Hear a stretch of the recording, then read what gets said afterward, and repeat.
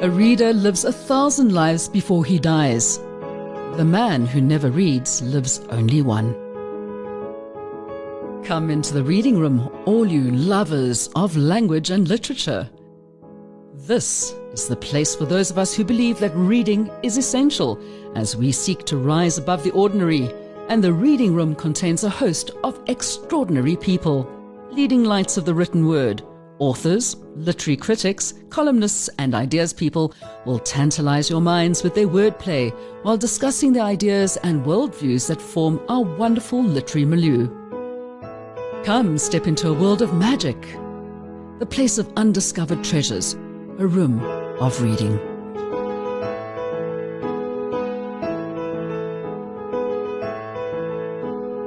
And a very warm welcome to the reading room, the place where we find out about not just books, but also about language, about authors, and about things that are of interest to you in any way and form whatsoever, but as long as it has to do with the written word. When it comes to the environment, and we're talking about environmental issues which are just bigger than your own backyard, but that's where you start, obviously, we always think about, especially here in South Africa, the amount of wonderful indigenous trees we have, about our grasslands, about all of our wonderful floristic biomes.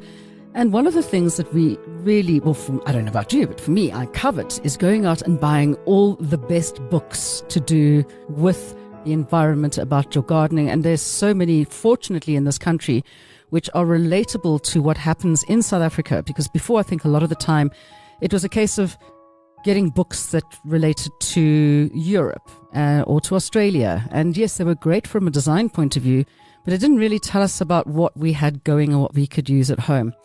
So I was quite happy during the lockdown period to find out that Struik, one of the publishers here in South Africa, had decided to put forward a series of nature club talks where they talked about not just trees and actual nature itself, but also about various biomes, fascinating talks about the Galiesburg area. But the first one I managed to get into, and the reason I'm sure that everybody will go, oh, I have to go and join that one, was If Trees Could Talk. And I've always wondered what they would say.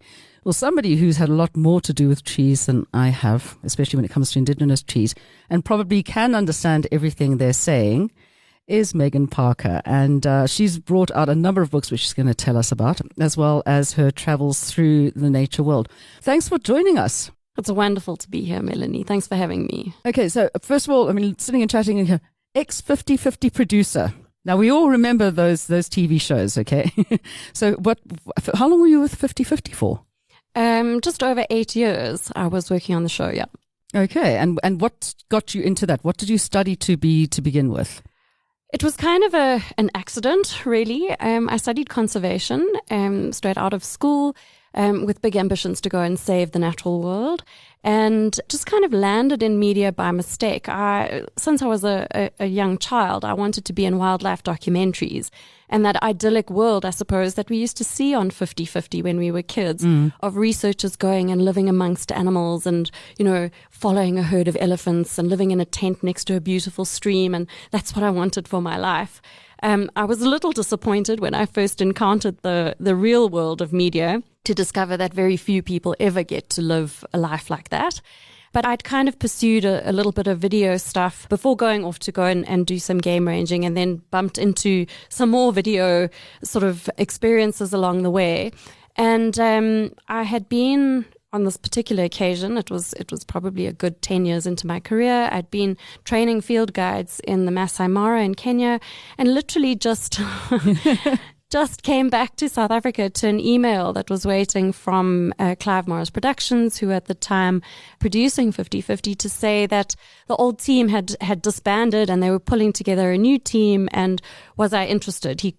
Clive could see that I had both the wildlife and a bit of media experience, and was I keen to come on board? And having had all those childhood experiences of 50/50 and been so inspired by it, I was absolutely, sign me up. And again, a very different program in this day and age, but a wonderful challenge to showcase the diversity of conservation and environmental topics in the country, as well as community and people issues relating to environment and conservation. And there I stayed for 8 years until Yeah, so the last couple of years I was senior producer and just running the production and the content side of the show. Yeah, I think we have that very firmly entrenched in our psyche, watching 50-50 with Liz Dick. Yes. I mean, I don't know how many people, well, I know the youth probably don't really know it all that well, but it was one of those things, Sunday night, it was something that you watched, okay? Now, you got into so many books, and I know that your first book that you put out was actually not through Struik, it was through Breezer Publications. And that was Game Ranger in Your Backpack, which, I mean, you've still got it selling, and they're still republishing. How long has it actually been out in print? It came out for the first time in 2010, and it's reprinted every year since. It's a very, very popular publication, which I'm thrilled about. And just as a bit of background, those training days back in Kenya, before that I had been training guides in South Africa. And that's really where the idea for Game Ranger in Your Backpack came from, because the students that were learning, I'd say to them, go and find 3 interesting things about an impala. And they'd come back and tell me that the males had horns and the females didn't, and this is how much they weighed, and this is how long the gestation was. And it was just boring. And to try and help just young naturalists that were learning about the bush to find those interesting things, I was like, I'll just write it out for you. I'll just put everything into little interpretive packages. And so we assembled this book with heaps of photographs in a mind map format, mammals and birds and insects and reptiles and all of that. So you literally, whether you were learning about the bush and all the things you needed to know about the bush, or whether you were just going to the bush and you wish you could have a guide with you. So the kinds of things that a guide would tell you, all of those are captured in very digestible little packages in this Game Ranger in Your Backpack. And I think it's because of that, because it really is like taking your own private sort of game ranger tutor with you into the bush. It's proved incredibly successful and a good sort of reseller. Well, I mean, it's the title that gets me. I'm just sitting here imagining having this little person sitting in my backpack like a leprechaun telling me what to do. But then I do have one of those weird kind of minds. But that's also, I mean, If Trees Could Talk, I know now that is not being published under that name anymore. It's now 100 Bushveld Trees, also being brought out by Struik. What was the whole thing about If Trees Could Talk, and why has it changed? The title first came out under If Trees Could Talk. I have an absolute passion for teaching people, whether they are naturalists or just people that are interested in the bush, about the bush. I'm not in any way, shape or form an expert, but I'm an enthusiast, and an enthusiast with a lot of experience and sort of qualifications behind me. And I love to take the bush knowledge and to dumb it down and to help just normal people learn more about the bush. And trees in particular are difficult. It's the stumbling block even for people that are learning, professionally about the bush to get their heads around. But I found once you've learned a little bit, it's easy. Once you know one tree, learning a second tree is easy. Once you've learned 5 trees, learning 10 trees is easy. And so it grows. So what I wanted to do is I wanted to take a tree book and do something that nobody had done before. A little bit like a recipe book, like some of Jane's Delicious Garden books, that kind of thing. And to tell stories. I mean, she's always mentioning, my grandmother taught me this, or, I learned this along the way. And I wanted to do that about my journey with trees, because I find if I think back over my memories of my times in the bush, there's always a tree in the background. I can remember a particular sighting or a particular thing that happened in relation to a tree that might have been there at the time. And it just adds such a lovely dimension to your experience of the bush. So I wanted to do that. So I wrote for every tree, I tried to think back, if I had to think about this tree, what would the story be that jumps to mind?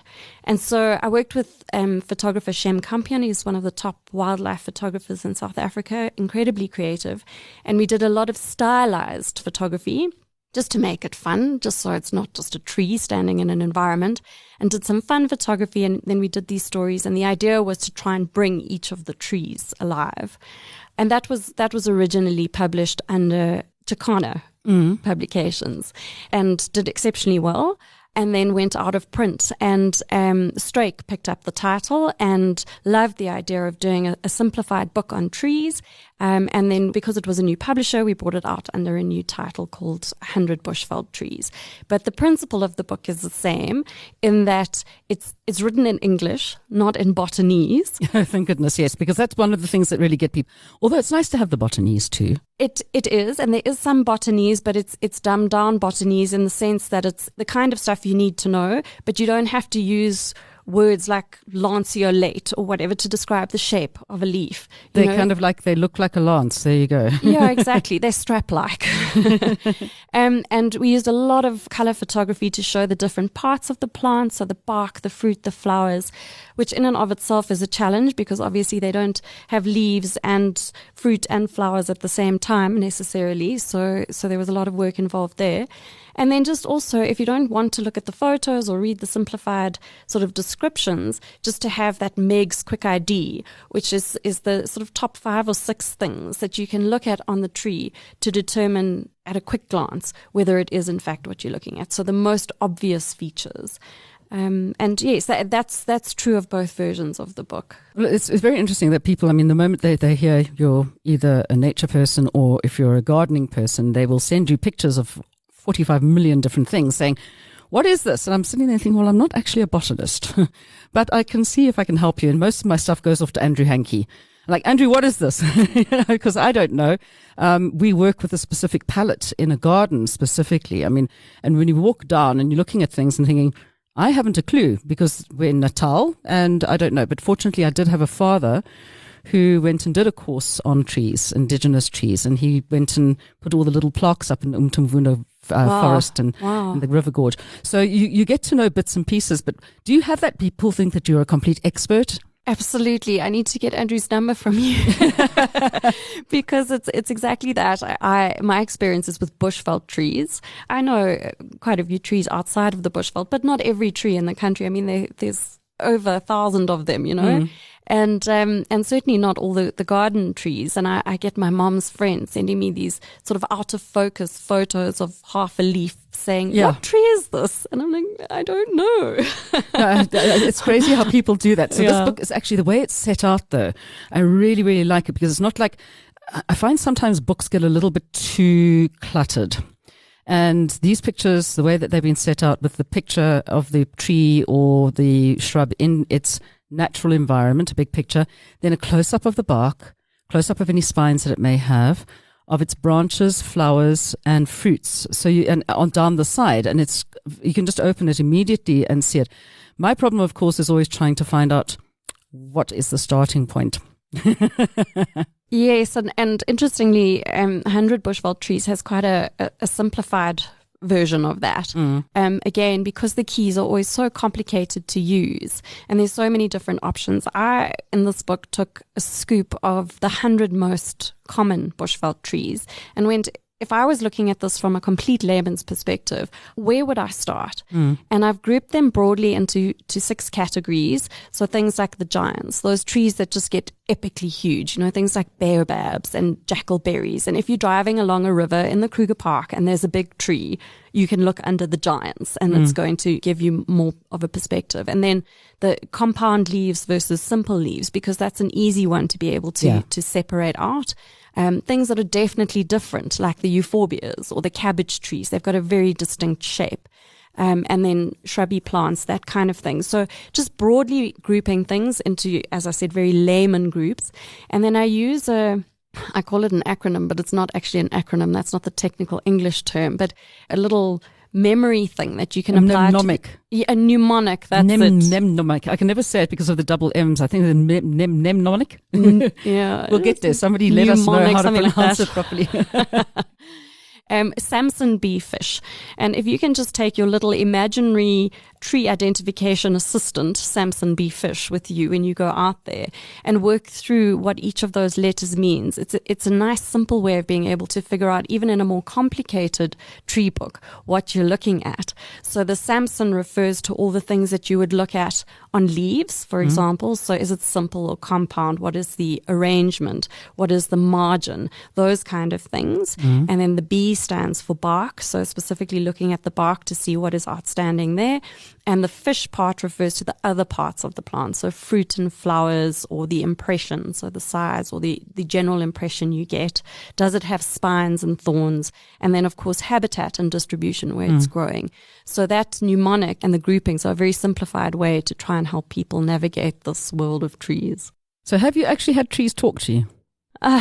They do. They talk to each other. I mean, we all know that, and people just look at you as if you're completely crazy a lot of the time, but it is true. It absolutely is. And I think they speak to giraffe too. You're the acacias, yeah, definitely. Sorry, not acacias, victilias. Victilias and senegalias, yeah. But I think in the sense that the trees take my breath away. They are fascinating. I think I'm also very into birds. I love birds, and I think it's a similar thing. Just the tiny details on a bird, the colors of the feathers, the different bills, the different flight patterns, the different feet, where they live, how they build their nests. There's so much intricacy to a world that's often overlooked. And it's the same with trees. There's just different textures and different smells and just a different feeling when you stand under different trees. And all of those things kind of speak to me. And I always say in the talks that I give that if trees could talk, they would tell us that they're underappreciated. That if you think about it, trees are always in the background. They're always there. They give us oxygen to breathe. They give us fruit and food to eat. Our children play in them. You know, we've all played in trees when we've been growing up. You can lie on a blanket under them on a hot day or in a hammock. They're so integral to our lives, and they're integral to ecology, of course, as well, and all the different things that rely on them for food and nesting sites and all of that kind of thing. And yet we're so quick to just, take a bulldozer and lay them flat and put up a shopping, paved paradise and put up a parking lot, that kind of gig. Big yellow taxi. Yeah, exactly. And I just think, with global warming and, not to sound like an environmental activist, but trees are underappreciated, and yet they can add such a dimension to your experience of wildlife places. As I mentioned earlier, they're so integral to my earliest memories. And I'll give you an example. So I have a photo of me just sitting with my back against a jacket plum in the Makuleki region of the Kruger Park. And it gets to sometimes 47 degrees there in the summer. So you go out very early in the morning if you're going to go walking. And it was at a time where I was training guides, and we went out for our morning walk. And on the way back to camp in this horrific heat, we came across a herd of buffalo. And this picture, just one of the students snapped it. And it's just me leaning against the tree with the buffalo in the middle distance. It's not a great photo, but it always just reminds me of how if that tree hadn't been there, we wouldn't have had that experience, because we were able to climb into the shade of the tree. It was on a termite mound, so we climbed up. We had a relative shelter from the herd of buffalo. We were safe there. And also we could sit in the shade and watch them, which we wouldn't have been able to do if there had been no shade. Absolutely. And the buffalo were totally unaware of us. So we watched them for close on an hour. They moved into the open area. They were utterly undisturbed. They made their noises. They made their smells. We had an absolute window into this world of buffalo. And then they moved off and we could move on. And it just, to me, the hero in that story is the tree that we were sitting underneath, and is so much a part of my memory of that particular encounter. And I just think if we opened our eyes a little bit more, there'd be so much more of that, of our experience in the bush. Absolutely. I mean, I've done some amazing walks with some amazing people. And in those days, you go with people and all they want to do is see the animals. It's like if you go scuba diving, everybody wants to see the sharks, whereas I'm the one who's hanging out in the reef looking for nudibranchs. So for me, it's also about, I wish I'd known, say 30 years ago, what I know now, because I'd have been a lot more appreciative of the trees. But I'd be very interested to know if you know where the furthest south baobab tree in the world is. Okay, wow. Further south, is it in someone's garden by any chance? It's in a garden and a farm. Okay. Then, I mean, I would have guessed that it was in a garden, but I don't know where it is exactly. It was a very interesting thing when they did the sod turning and they started building the lost city, at Sun City. And Mr. Kersner, the late Mr. Kersner, was like really so excited about the fact he brought in these baobabs and they're going to be the furthest south baobabs in the world. And I said, no, sorry, there's one at the farm called Ellingham down in KZN. Okay, on the wow. south coast, yeah. So just as another piece of useless information, but baobabs, I mean, people are also fascinated with them. What amazes me, though, is that they now have made them available for you to be able to buy them from a nursery or a garden center. And I'm sitting there and thinking, sure, you can plant a baobab in your garden. Have you seen how big they get? And I'm thinking, not a good plant for a small garden. Perhaps not, but I don't think the tree will get to a sizable size in your lifetime. So you're probably okay for your lifetime. It's the subsequent generations that move in that are going to have a problem. Going to uproot your foundations. Absolutely. I mean, make your baobab into a house. I think that would be the way to go. So which for you are obviously you're talking about the Bushveld in this book. How many books have you actually written apart from redoing 100 Bushveld Trees with If Trees Could Talk, Game Ranger in your backpack? There's another one, Nature Unpacked, which is the most recent one, which is very similar to Game Ranger. It's just for Southern Africa rather than just the Kruger area. Mm-hmm. And then I did a children's series called The Big Five and Other Animals, which comes in a box set of 10 with Awareness Publications. Okay, so you're a Bushveld girl. Are there any other areas which you find particularly fascinating in South Africa? I find South Africa fascinating. I think we are so lucky to live in this country. We have so much diversity here. It's just every time I have the privilege of going on holiday to the Eastern Cape and we drive from Johannesburg right across the country through the Karoo, I just am blown away at how beautiful our country is. I love going to the Cape and the Fynbos and the mountains and going and walking in September, October when everything's flowering and it's just magnificent. Love it. I studied in George, so I have a particular fondness for the garden route and for the fynbos and the forests in that area. But just generally, I mean, it's so hard to pick an area. I love the Kalahari, that dry Bushveld. It absolutely floats my boat. So, yeah, I mean, I suppose as a naturalist, I just have an appreciation for natural habitats. I love the ocean. I love to dive. I love to go and look for nudibranchs and all of that stuff. So, yeah, no, just wherever you are, if you're in the Drakensberg, just to have your breath taken away by those mountains and to appreciate what's around you. And if you're in the Cape, to appreciate what's around. It's just wherever you are, look around you and see what you've got and just love it. That just is me. Yeah, no, absolutely. I mean, funnily enough, I'm not a big Bushveld person. I do go into the Bushveld every now and then, but I think I'd rather go into forests. I'm very much I love trees that much. And it's a really interesting thing that people find that they actually don't differentiate between Bushveld and the grasslands, which are completely different in their biodiversity with the trees that you find in them. And I mean, of course, Johannesburg, we are in a grassland. Yes. Does it get like a little bit, you look at Johannesburg sometimes and just think, this is so weird that we have a forest which is just, being created and where we only have like a handful of actual trees that should be in the area. Absolutely. I mean, it is a man-made jungle, as they say, the biggest man-made jungle in the world, I think. And the seventh biggest. Okay, there we go. I stand corrected. But yeah, I often try and imagine in my mind if we could go back 100 years and be standing, maybe even longer, before the gold rush, and be standing on this plateau that is Gauteng and looking around us, what we would have seen. I mean, herds of black wildebeest and, hartebeest and things like that, all the grassland species and zebra and that kind of thing. And yeah, I mean, there's been so much sort of alien invasion as far as trees are concerned in the Highveld and habitat conversion. But I mean, your original sort of question, I think, was around the grasslands versus the savannas. And my husband's an ecologist, and he's probably the person that's most equipped to answer this question correctly. Because I mean, even Bushveld, there's a technical area that's considered Bushveld, and other areas are considered savannas or open savannas or closed savannas or wooded savannas. I mean, I've used the term very loosely, meaning areas that have got grass and trees. I mean, there's 7 different biomes in the country, and grassland, pure grassland, is one of them. And savanna, being trees and grass with a wooded component, is another. So, yeah, I mean, again, it just talks to the diversity in this country.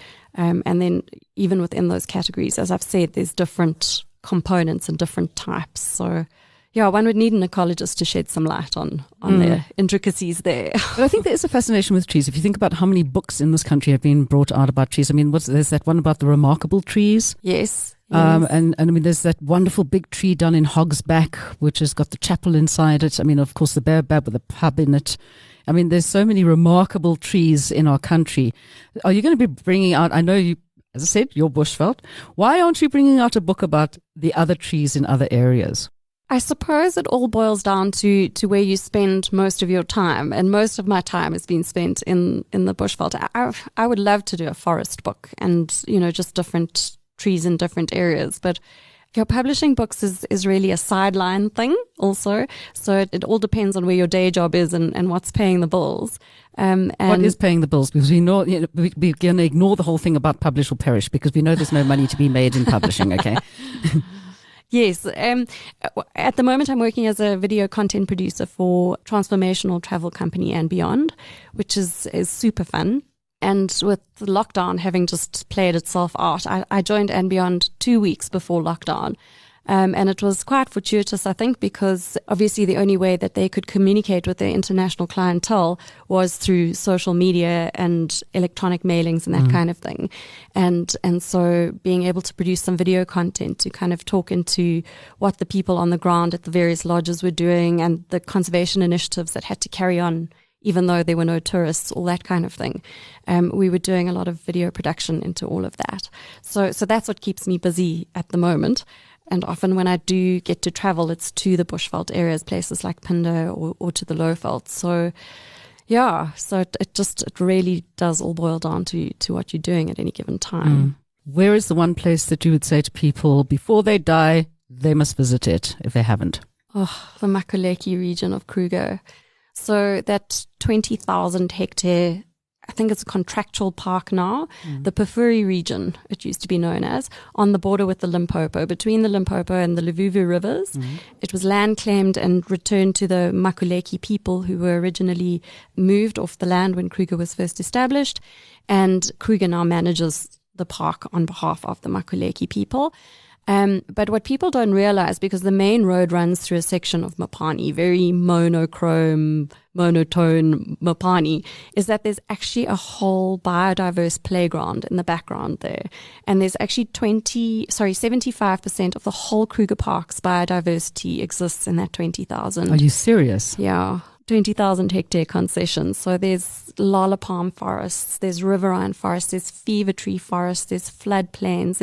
It is so unbelievably diverse, and just a different habitat with these huge, massive nyala trees or mashatu trees all over the show with lazy nyalas grazing underneath them. And it's just spectacular and my favorite part of the park. And as I mentioned earlier, it gets to 47 degrees with 80% humidity in the summertime. It's not pleasant, but if you've got an aircon in your car, or you can go and stay at one of the beautiful lodges up there, it's really worth it to go and explore that part of Kruger. It's insanely special. One thing I've found with a lot of the lodges these days is that they've actually created tree walks, and they've got people to come and plant them. So it's mainly a lot of the time for kids.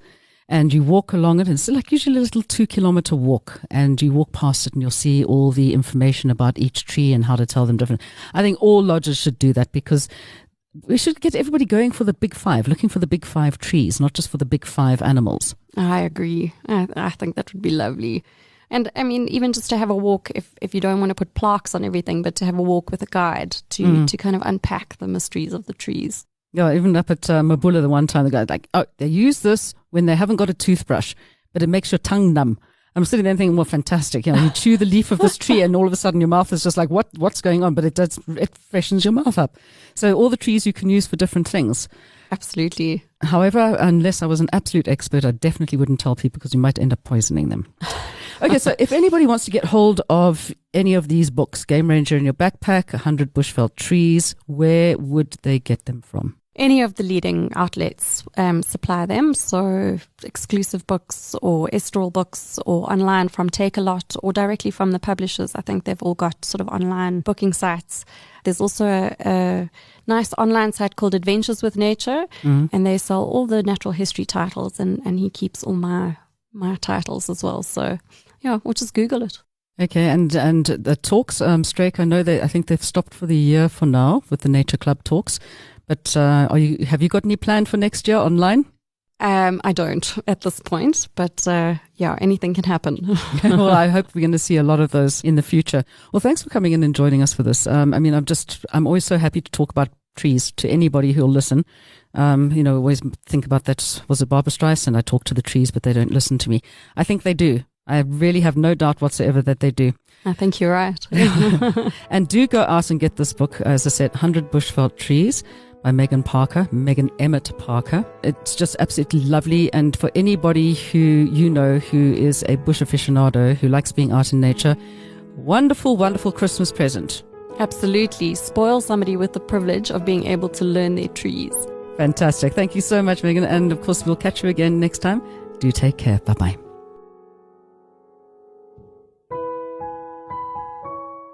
You've been listening to another production from Solid Gold Podcasts.